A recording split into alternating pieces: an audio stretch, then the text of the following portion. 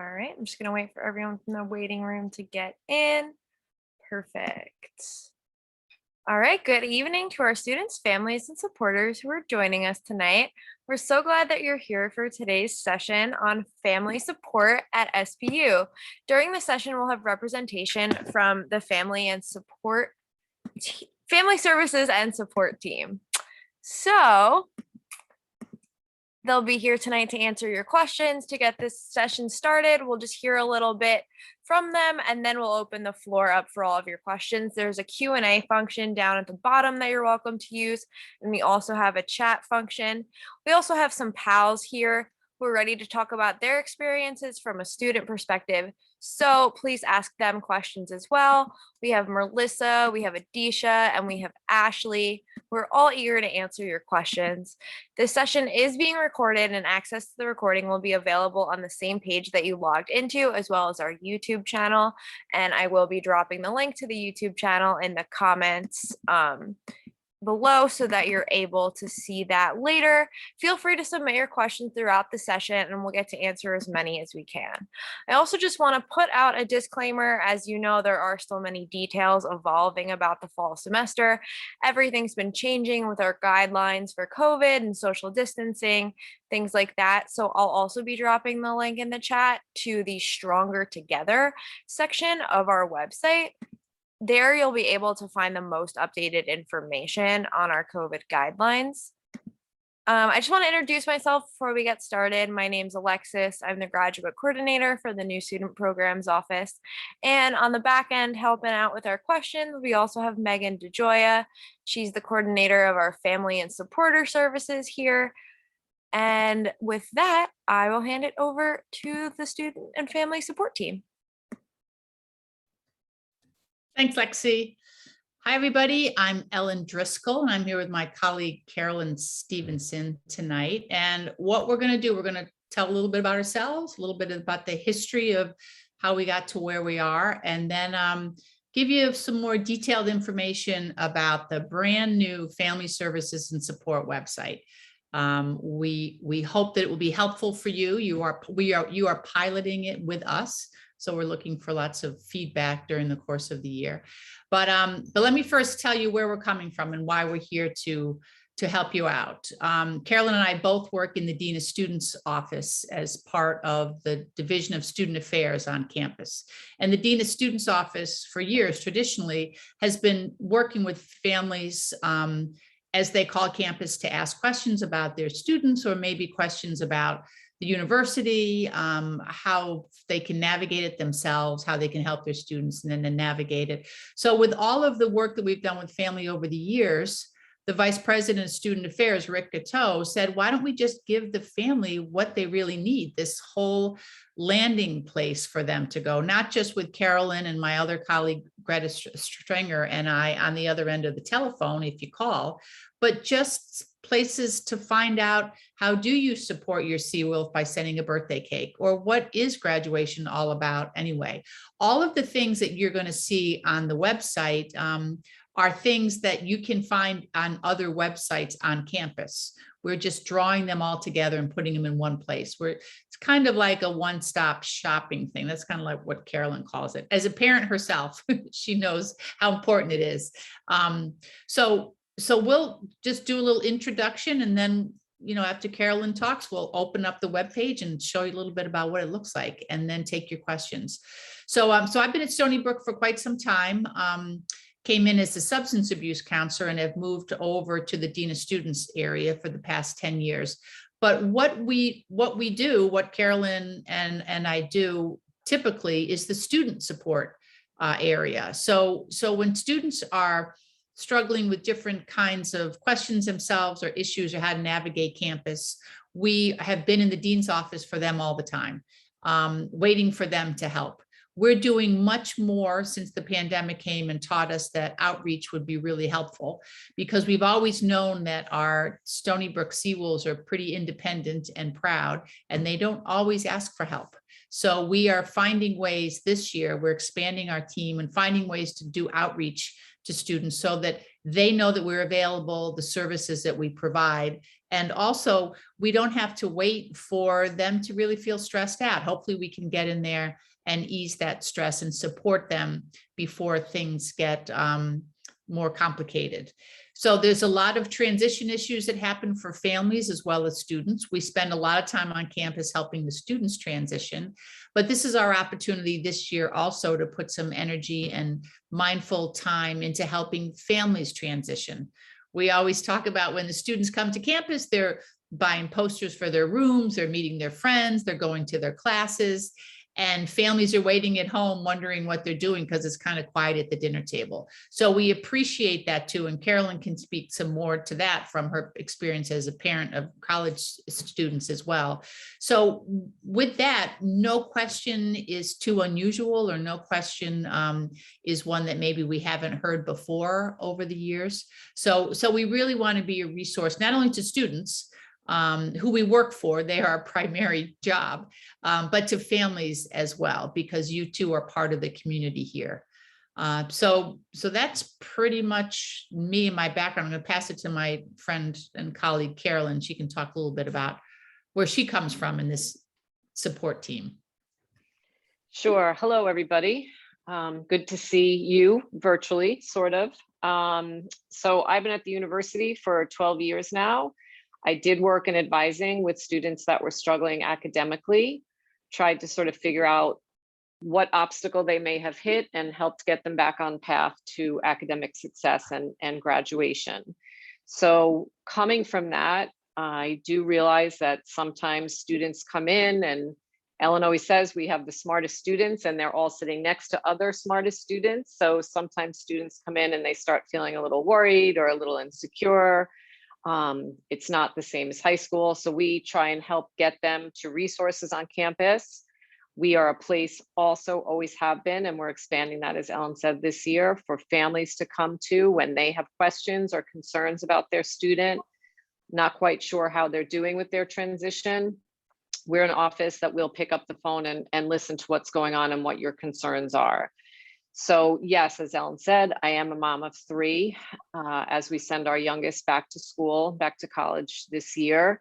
Things do feel a little different. It's been a very difficult year for all humanity, but certainly our young people have struggled through high school and their early college years. So we're going to be here for all of them. If you have particular concerns, we're here to listen to that as well. So we're going to go through the website tonight, all different areas. Like Ellen said, there's some really fun, great stuff like getting involved with the athletics and coming to games. There's going to be finding ways to connect with your student to surprise them with a birthday cake. But we're also the office to come to if you feel like there's a little bit of worry about your students that maybe they're not doing as well as, you know, you're used to seeing them do. They're not thriving. So keep that in mind. And lots of questions are great. We're here for them. So we'll get started. Okay, so I'm going to share my screen, and then we're just going to tag team about talking about things. I think I'm going to share my screen.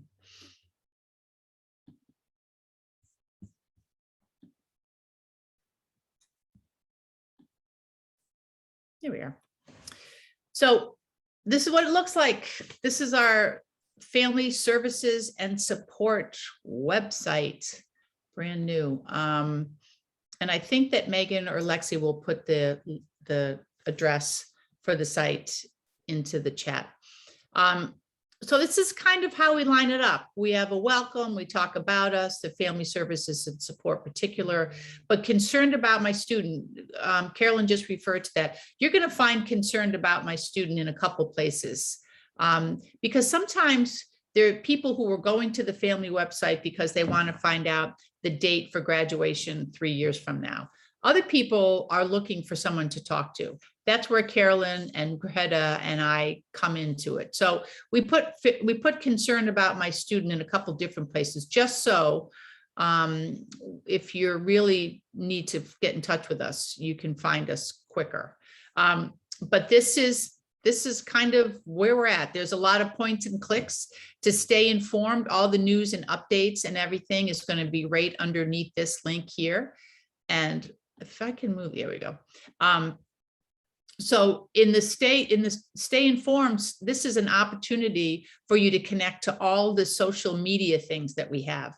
The Seawolves Family Newsletter, Family and Friends Facebook, the messages from the Vice President. This is one of the things that we're most proud of, and we think that this is going to be most maybe user-friendly for parents, because our Vice President of Student Affairs, Rick Gatto, he sends notes to students pretty regularly. And then sometimes the students don't read them. So family members hear like little glimpses here and there of some information, but they're not exactly sure what that information is. So they might want to call to see if we could clarify the rumor that they heard about something. You can go right to the website here and find out exactly what Dean Gatto has just told the students. The latest one was, he popped up the other day, was about the students, the vaccine requirements for the students who live on campus.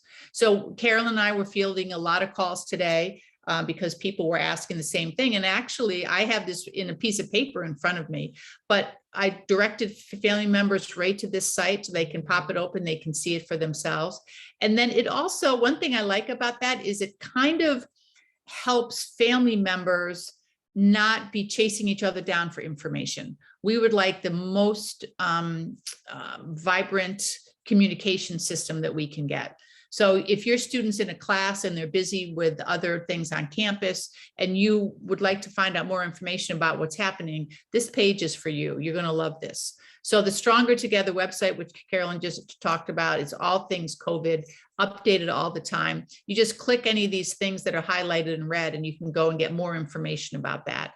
And the Student Affairs Facebook page is our overriding thing.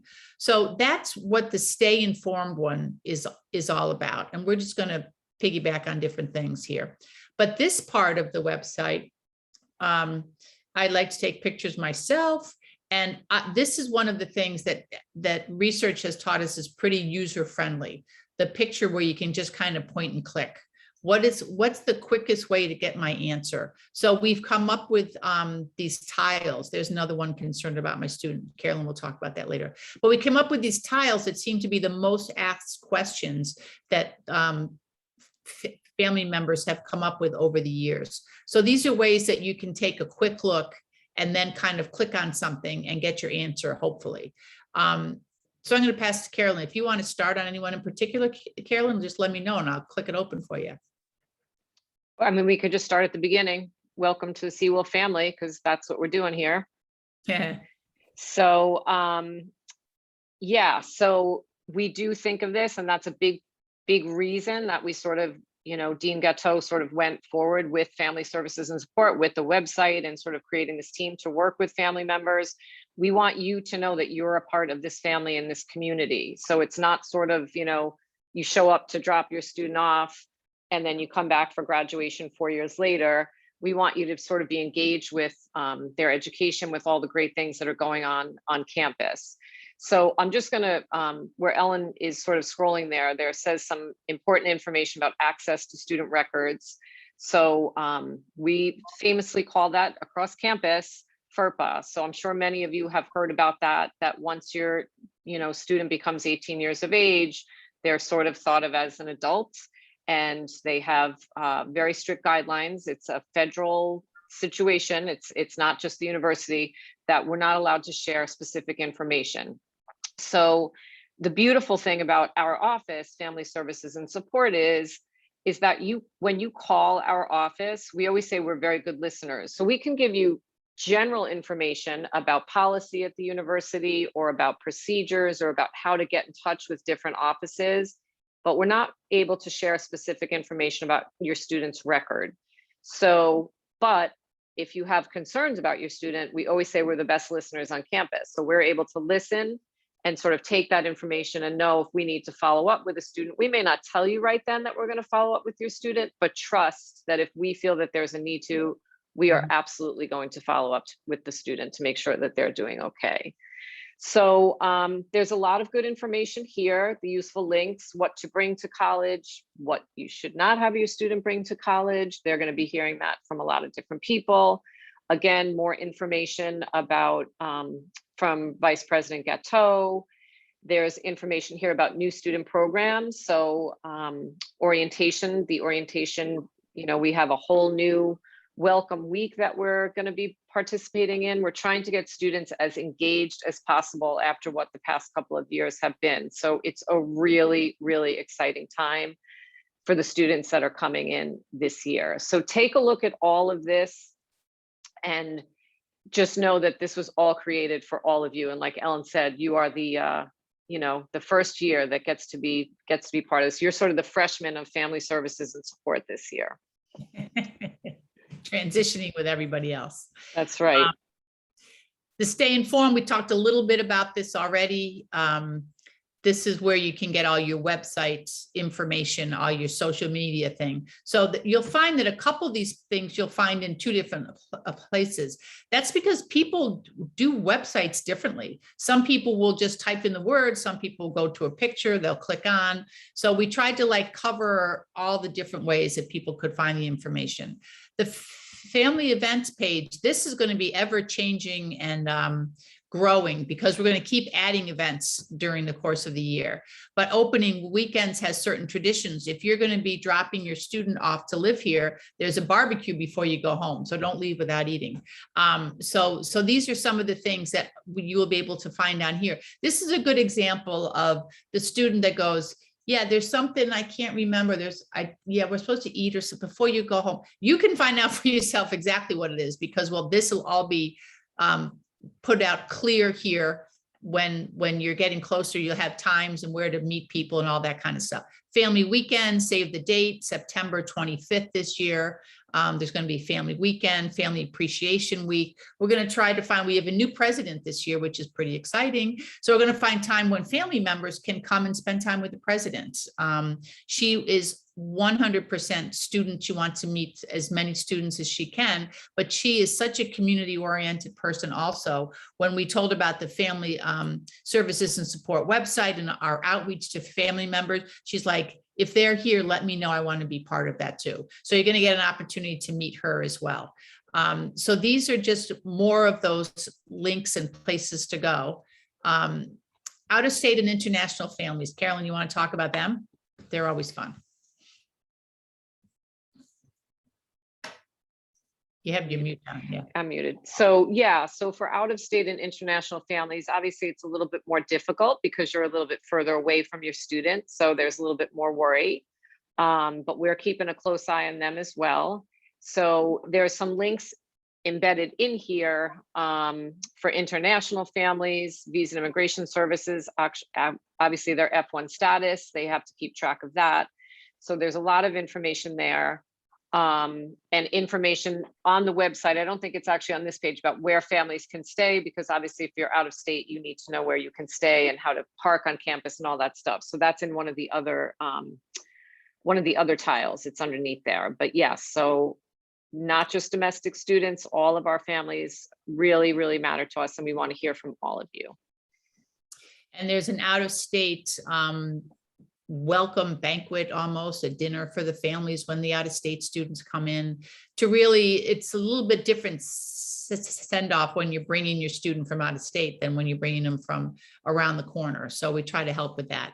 And with that same idea, this is an area that we talk about, and with families who are actually graduate students, we talk about them all the time. We're giving them their own space too. Families look very different no matter what corner of the world you're in. But when you're on college campuses, this is not the traditional family that you think of, because the little one, the child, isn't the one being dropped off for school. It's mom who's just received her PhD in this program.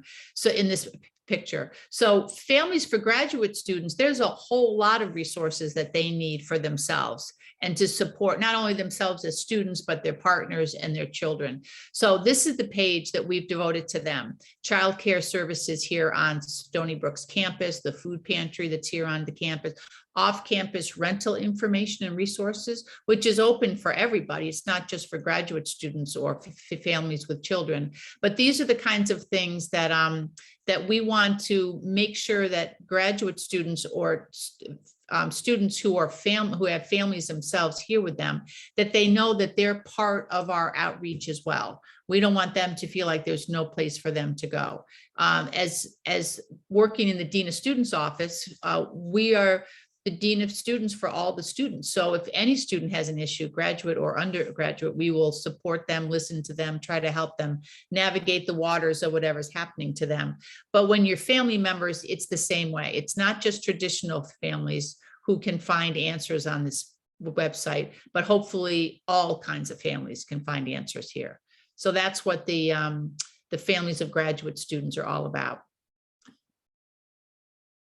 Safety and preparedness. I don't know.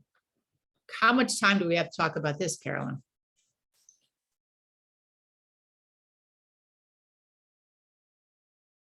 These folks are, I don't know. I've been telling my mom, second to none. We walk amongst giants here at Stony Brook University. I've known that. I've worked here a long time. I've known that for a long time, but it was not more evident than this past year during COVID.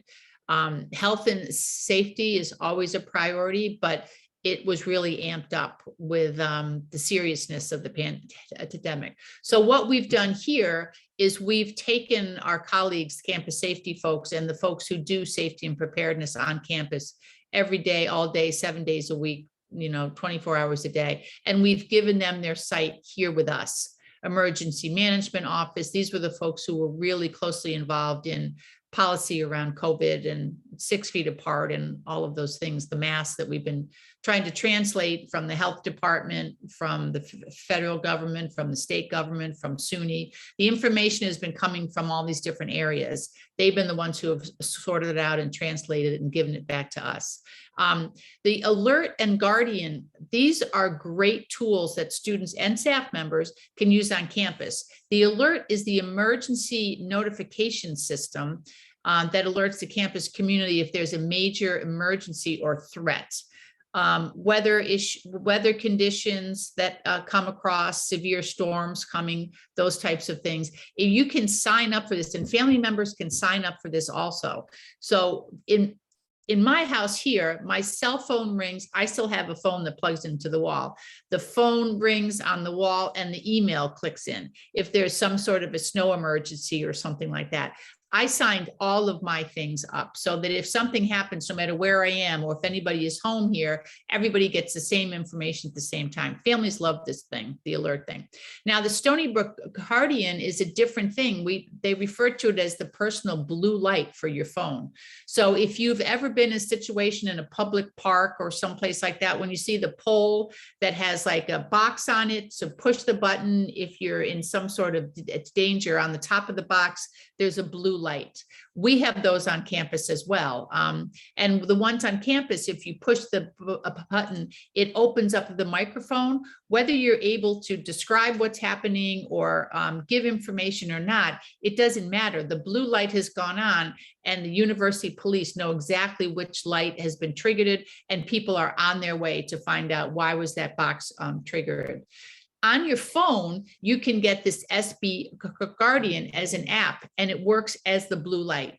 You have the app and you can open it up for students and staff and faculty. If you're walking across campus, if you're going over to the train station to get something from 7-Eleven or whatever, and it's late at night, you can open up your app and it's like carrying the blue light with you. If you feel uncomfortable for any reason, you just push the button and the GPS folks know that your phone and your person is in this particular spot and they come to help. Whether you can describe what help you need or anything like that, that doesn't make any difference. You slip and fall on the ice, you push your blue light and people come to get you, even if you can't describe what's happened to you, that you've fallen and you can't head up. So these things are all free. The Guardian is really a thing that I think the students use a lot and many of us use as well. It's just nice to have. The GPS capacity of the Guardian too is not only Stony Brook campus, Suffolk County, Nassau County, New York State, and beyond. They can connect it to all the other folks who track these kinds of things. If it's on your phone can be found if that's been triggered to be turned on. So that's really a great thing. Now, the emergency contact information Please help your students to go on their Solar account and put in accurate emergency contact information. Sometimes students leave it blank. So if Carol and I are looking for the contacts, who are usually the family members, that's the first place we go. We go to the information that the students have given us, because that's usually the most accurate. Sometimes the emergency contact information line is left blank, and then it just takes more time for us to find a family member if that's what we need to do. So the Solar account is their portal to everything campus. Everything that they need to know will be on their Solar account. That's where the emergency contact information piece is found, where they can fill in on their own. Nobody else will complete that for them. And then the residential safety program, students love this. This is a job. You connect with your friend, you get these really cool looking neon jackets, and they walk around campus. And if anybody would like somebody to walk with any points between midnight and 3 a.m., they just call the 361-362 walk program, and 2 students will show up at your door or at the library or whatever, and they will walk you back to your car, walk you back to your residence hall. You get to meet some new friends. It's just part of the community taking care of each other. And we see the RSP people walking all the time, because even though they do this walk thing at night, they are around for lots of other opportunities when there's special events on campus and things. They are the safety patrol and for the undergrads and for campus events. So you'll see them in these cool jackets all over the place. And it's also a great job. We're always telling students to get a job when they come on campus, because they'll meet a lot of people and they'll have a lot of fun. And that's one of those fun jobs. All right, passing it back to Carolyn about how can your student get involved? So many ways your student can get involved. Very often when I speak to family members during the orientation time period, they're a little nervous when we talk about their student getting involved, when we talk about jobs or research or internships and clubs and organizations.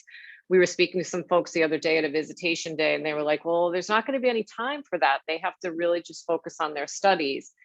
Yes, academics always come first, but it's really important that students also become engaged with all of these other enriching, amazing opportunities that they have, because that builds so many other incredible skills for them as they move through their education.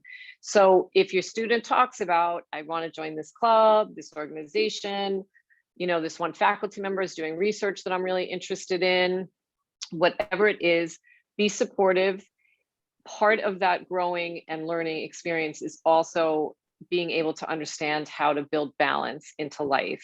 So obviously, like I said, academics are first, but then maybe a club, maybe a part-time job on campus. They don't need to leave, they can do it right there. Jobs aren't just to make money, which of course is really important, but it's also a great way for them to make connections with professional staff on campus, with other students. There are just so many opportunities. So be supportive if you're a family member, and tell them to go out. Sometimes students think, well, I can't do that my first year at Stony Brook, whether they're a first year student or a transfer student. I need to wait till next year till I figure out what I'm doing. Tell them to go take the risk. It's a great way to meet people, and just, you know, one meeting at a time. They just go in and find ways that they meet like-minded people that way, if they sort of go for clubs or organizations that they're interested in, or an internship or research. So there's just so many ways to get involved with on campus. So they really feel like they're a part of this community. And that is for both resident students that are living on campus and for our commuter students, because I was speaking to some folks again at the visitation day the other day. There were a lot of commuter students there. And I said, you know, many times students come in and they say, okay, I'm going to my class at 9:30. I'm going to get a cup of coffee, and then I'm going home to do my homework and study or go to my job.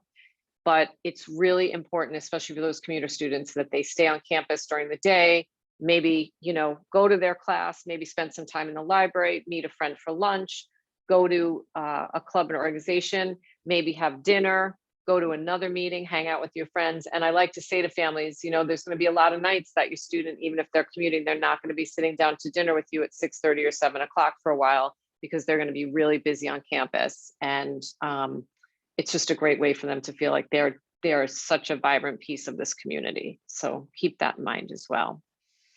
And also, don't be surprised if they're like shy and they're like, no, I'm not going to do anything. I'm going to wait for the first semester. And then after the first week of class, they come back to tell you the 3 clubs they joined, because there's this big club fair. We have a job fair the first week. We have a club fair the first week, where all the clubs and organizations come out and they set up their tables in the academic mall, and the students walk around and they try to like get your attention, you know, like that one girl holding up the come to the science forum. They're trying to get the students' attention it's really fun. Like, I want to sign up for things when I go walk through there. So even though you're encouraging them, we're encouraging them, it's really that atmosphere when they see all the other students who are already involved in clubs and their enthusiasm about that ends up helping them to take that risk that Carolyn's talking about, and to not wait too long. Because one of the things I think is pretty consistent is when we talk to seniors, they always say, like, I can't believe it went so fast. When we ask, would you change anything in your time here? 90% of the time they're saying, I would have gotten involved sooner. Those are our student leaders. Those are the folks who are really actively engaged. They're good students. So the getting involved, the research, Carolyn's 100% correct about. The research says that if you're involved, you're a better all around student, academically and otherwise. And talking about these family resources, we have a gazillion of them. So the campus resources are endless. It feels like we have a big place. We have a lot of students. So as time has gone by over the years, we have added to the resources that students have, that students need, because they've told us they need these things. So on this page here, the campus resource click page, we tried to like put them into categories for you and for the students. You can help them understand this. They can find these things on their sites too, but here's the housing information. Here's dining on campus. What is that all about? Food plans and things like that. Jobs and internships. How do you get to the career center? Well, people are looking for a job. They might not know it's called the career center, but they're looking for a job. So this kind of makes it easy to like point and click. The food pantry, we have a robust food pantry on campus, which is available to anyone who has an ID. Staff members, faculty members, students, graduate students, undergraduate students. You swipe in with your ID and you get a bag of groceries every week if you want to, twice a week if you want to. The food insecurity, we're very well aware of. It's real, and it's even more real now after COVID, when so many students lost their part-time jobs. It helps to supplement. They may have a food plan, but they go home on the weekends. It helps us supplement. If you're hungry, you're not studying very well. So we got to make sure they eat. Here's all the information about financial aid. Here's the registrar's office, which is all about how you sign up for your classes and get enrolled and get your student records if you're going to transfer to another university. Here's your stores where we have Spirit and Pride, all your cool red stuff is in the stores. It used to just be called a bookstore because we used to sell books there. There are a few books still, most of them are online, but all the cool sweatshirts and hats and all the fun stuff is there. Here's the students resource and services. This is our area, student affairs, where Carolyn and I work. This is everything students have told us they've needed over the years, and some things we throw in there that we think they need that they don't know they need. That can all be found with a point and a click there. Here's the resident and commuter meal plans. Commuters don't know that they can have a meal plan on campus.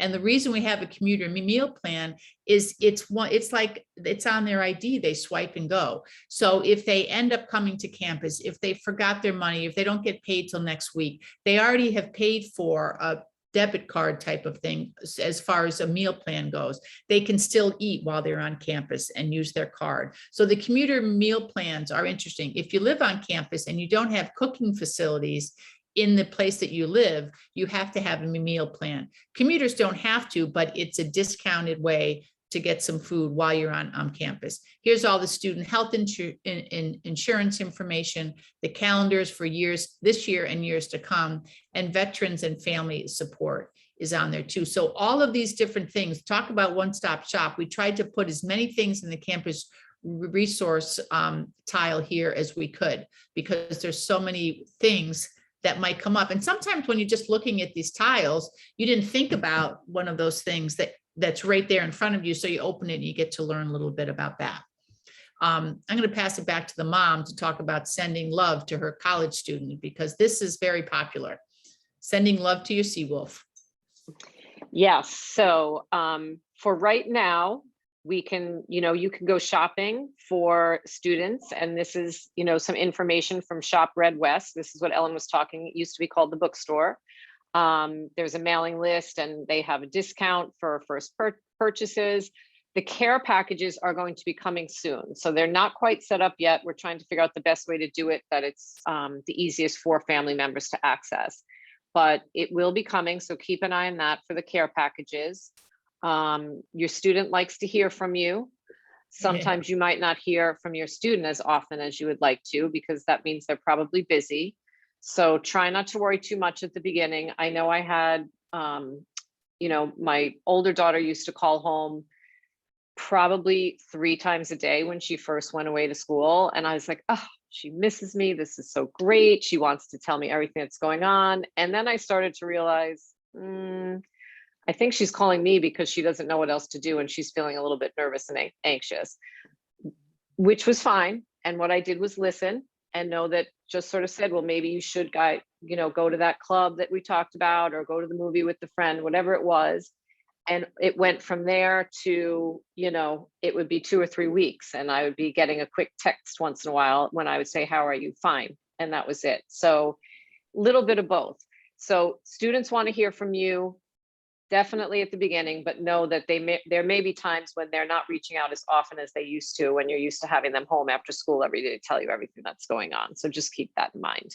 And we will let you know once the care package information is uploaded and ready to go, once that's all finalized. And then here's our concern about my student. I'm going to open this up. We've talked about it. Like I said, it's in a couple different places. It's here, it's on a tile, it's on the bottom of the page when we get to the end here. This is where this family services and support team has direct contact with us, Carolyn, myself, Greta. But as Carolyn talked about before, because there's some privacy concerns, we can't give a lot of information back. But if there's any reason that you're concerned, like the 2 weeks that's gone by and you still haven't heard from your student who used to call you every day, maybe they're not having fun. Maybe they're getting a little lost and they're not sure what to do. Like we talked about earlier, it's an independent group that comes here. They want to make you proud. They don't necessarily want you to know that they're struggling. They try to work it out on their own. So if you haven't heard from them, it's not that's their style to do that, or when you do hear from them, they just sound down or they just sound disconnected somehow. Please contact us, because if they live on campus, we can work with our colleagues who we have professional staff in all the residence halls. We can have them knock on the door and just kind of check in on them.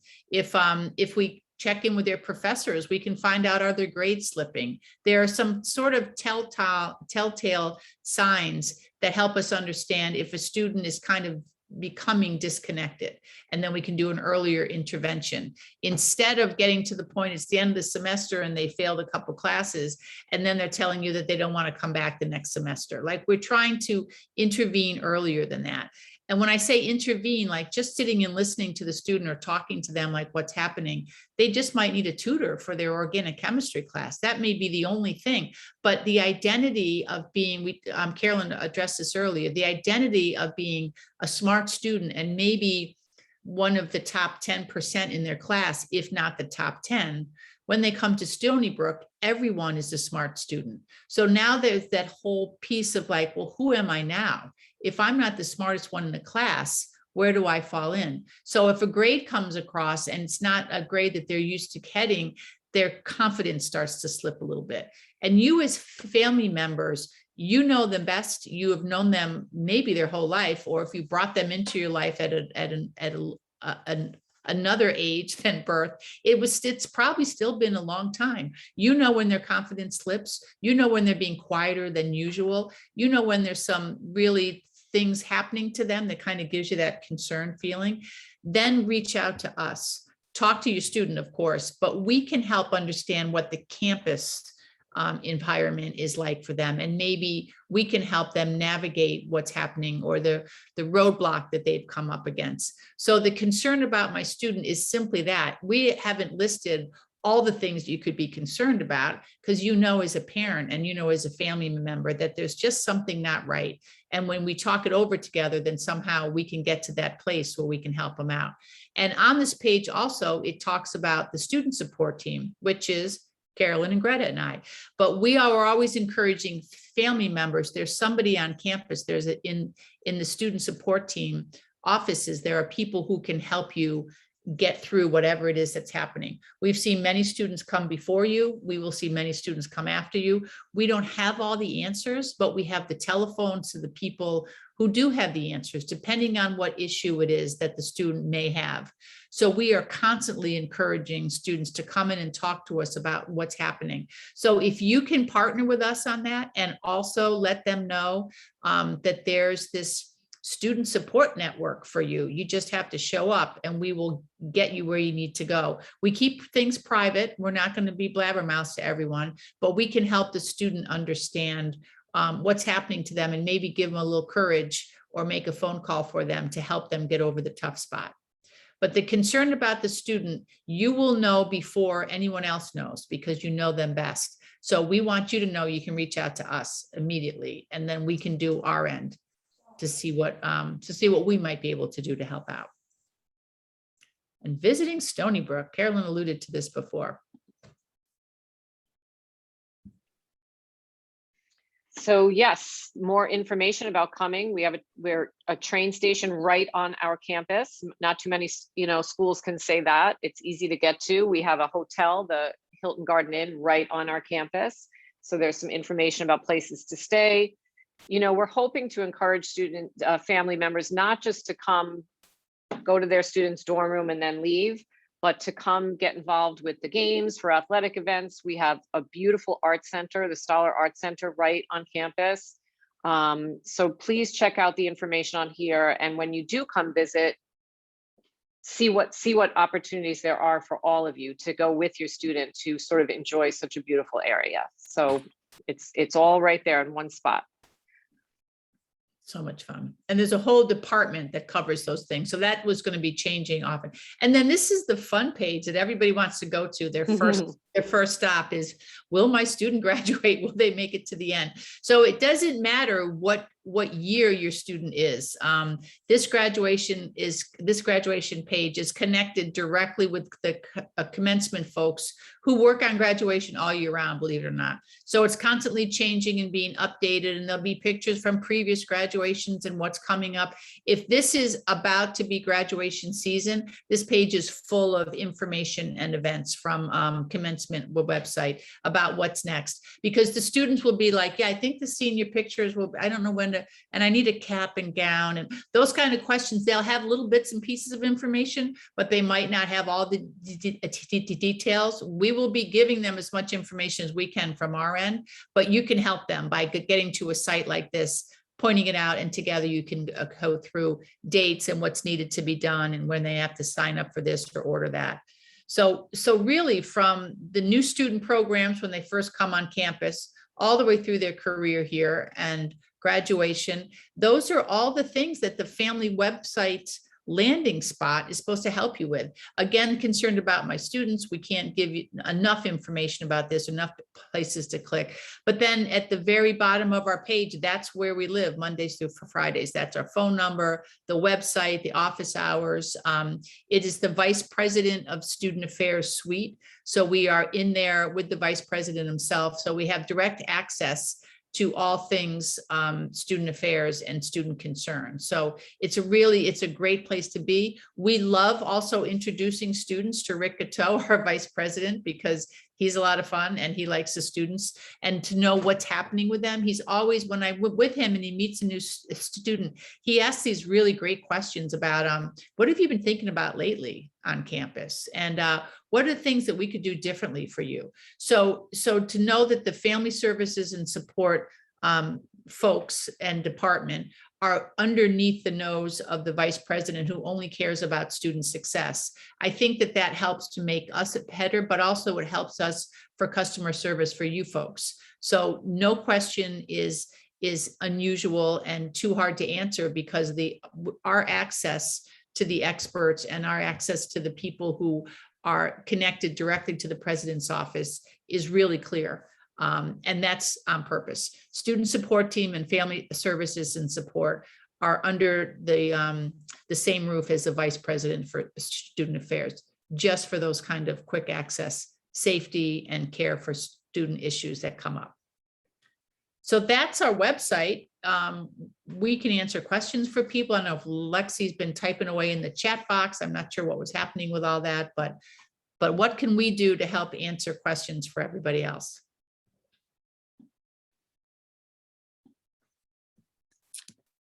While we're waiting on questions too, I thought maybe one or two of our pals could kind of just talk about what they feel like are some good things for, parents to keep in mind or know about just from a student perspective.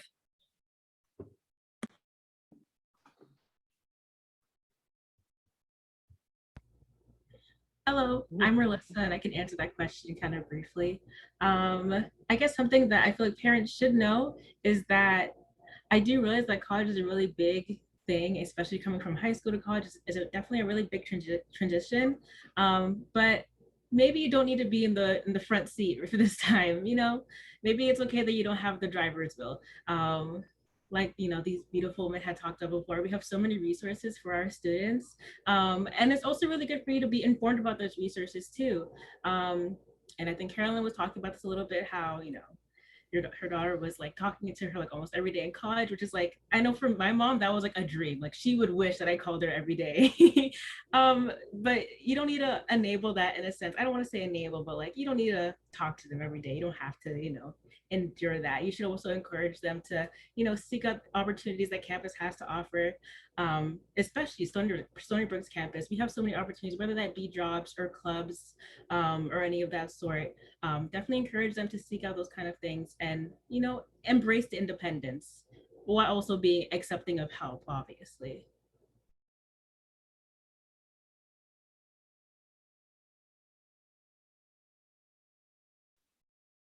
Thanks, Melissa. Just to follow up a little bit on that, I think that's really great, great advice to be giving out as a student that's sort of gone through this transition from high school to college. And I think the other thing is very often when students were in elementary, middle, or high school, you might have called the counselor, the guidance counselor, or the teacher to say something was going on or whatever. But really encourage, like, those, nobody is going to be communicating with you about your students' academics. So really encouraging your students, even though they may not be used to it, to reach out and maybe ask for help or maybe seek information directly with their faculty members, with the TAs for their class, the teaching assistants, whoever it is. So really encourage them to be confident enough, even though it may seem scary at first. I'm sure, Melissa, you can, speak to that at first it may be like, I'm nervous about contacting my professor. They're so smart and I'm just one of, in one big class. But faculty members really appreciate when students do reach out to them with questions or to come in for office hours. So thank you for that advice.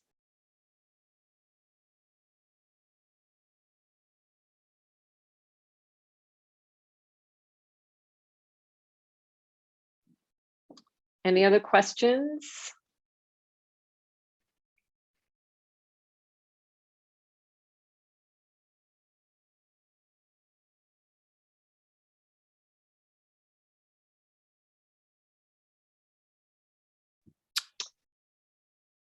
Oh, I was just gonna say, it looks like there's a question in the chat about how you could schedule a tutor. So I can speak a little bit to that. So Academic Success and Tutoring Center has been around for the past few years. It's a dedicated space just for our students. Opening up for the scheduling is at the end of add drop. So there's 2 weeks where students can change their schedule and finalize their schedule and make sure they're in the correct classes.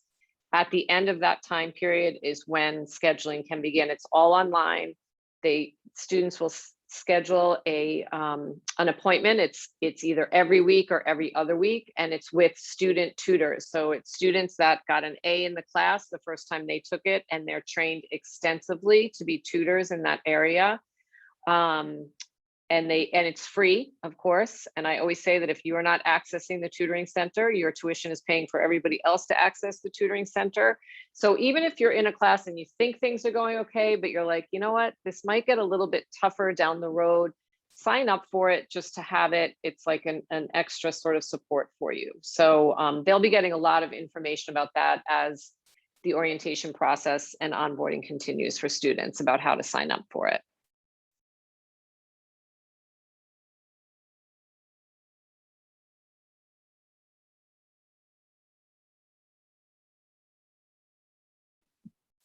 Ashley or Adisha, if either of you wanted to jump in with any thoughts for parents, you're welcome to do that. In the meantime, I am just going to drop a link in the chat to our Facebook page. It is geared toward family and supporters. So if you're looking for updates on the school, anything like that, you can check our page just for like some information that's relevant to you and your student.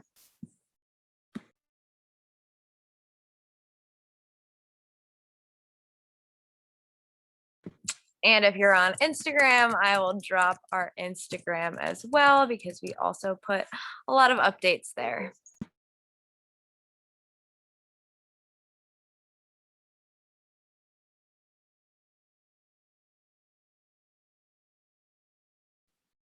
So Ellen, what do you say? It sounds like we're getting ready to close up. So parting words. I hope that the main thing we got across is please reach out. You know, we want to hear from you. We want you to be engaged with the campus, to feel like you're a part of this community. And if you have any concerns or questions, don't hesitate to reach out to us. Yep, I couldn't have said it better, Carolyn. We're there for you. We're there for your students. It really is a community atmosphere at Stony Brook. You are very much a part of that community now. Congratulations. It's not easy to be a Stony Brook student or family member. So we'd like to help you all with that transition through your entire career here. We're here for you, and the PALs, they're the experts in all of this. So not only will your students be connected to a PAL when they come the first day of classes, but they're going to stick around for the whole semester into the first year. So it's really nice being paired up with upperclassmen right from the beginning. And that's kind of how Stony Brook is. We don't want anybody to be alone, even family members. So please reach out, as Carolyn said, and we're here for you.